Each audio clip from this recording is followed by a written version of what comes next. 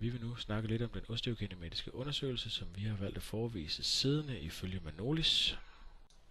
Det første vi vil kigge på er cervikalflektionen, som patienten først vil udføre aktivt, og derefter vil vi udføre den passivt på patienten. De led, som indgår i cervikaldelen, som vi arbejder med, er art vertebralis, art atlanto-occipitalis, art atlanto-axialis, som er henholdsvis sekundære psykondroseled, ægte kombineret ellipsoidled og et ægte drejeglideled.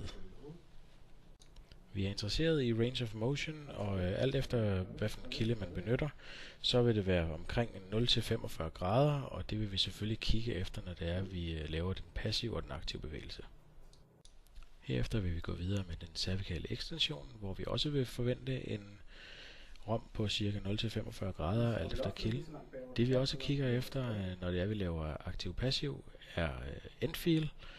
Vi vil i cervikalkolumnerne som standard finde en sej endfeel, som følger af de ligamenter, der sidder omkring cervikalkolumner. Vi kan også opleve en blødelastisk endfeel i forhold til eventuelle kontrakte muskler, vi måtte opleve i regionen. Det næste vi vil kigge på er den laterale cervikalflektion, hvor vi igen arbejder med en rom på 0-45 grader, nogle gange helt op til 60 grader. Hvis vi fortsætter med at tale om endfeel, kan man også tale om, at der kan være hård endfeel i kolumner, hvis man for eksempel har øget osteofytdannelse. Her vil endfeelen føles hård, inden rom er nået. Hvis vi derefter kigger på den passive del, kan man her se, at skulderen fikseres i det, man laver den laterale flektion. Dette gøres for at undgå, at der skal være en lateral flektion i resten af kolumner, og derved at man får et forkert svar i det, man laver sin test. Fikseringen kan ses for hver enkelt video også tidligere, men vi har valgt lige at fokusere på denne, da det var nemt og tydeligt at se.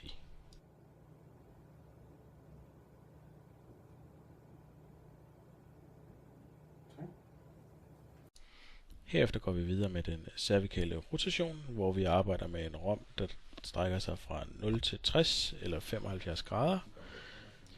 For at tale lidt mere om udgangsstillingen, når man laver det her aktiv-passiv, så er det vigtigt, at når patienten er siddende på briksen, at han eller hun kan nå jorden med fødderne og sidder i en normal stilling eller ret stilling, så man kan se lordoserne. Endvidere placeres fødderne med 15 cm mellemrum, hvorved man ved disse ting sikrer sig, at cervikalkolumna er i sin udgangsstilling. Når vi taler rotation, så foregår 50% i C1 og C2, altså atlas og axis, og det sidste 50% foregår i de resterende 5 cervikale hvirvler 3-7. For at kort komme ind på arbejdsstillingen i forhold til rotationen, er det vigtigt, at man står ved enden af briksen og kan gå rundt om enden af briksen. Derved skåner man sig selv mest muligt ved, at man ikke laver unødvendige bevægelser med armene kun. Herefter når vi til det protraherede hoved, hvor vi strækker hovedet frem og fortsat kigger lige ud. Og derefter laver vi den selvfølgelig passivt. Den kan være lidt svær at lave passivt, og kan muligvis med fordel laves liggende, da den måske er nemmere at styre. Der nemt kommer en let kyfose i patientens skulder og thorakale rygdel. Derfor forsøges en fiksering med armen ned langs skulderbladene.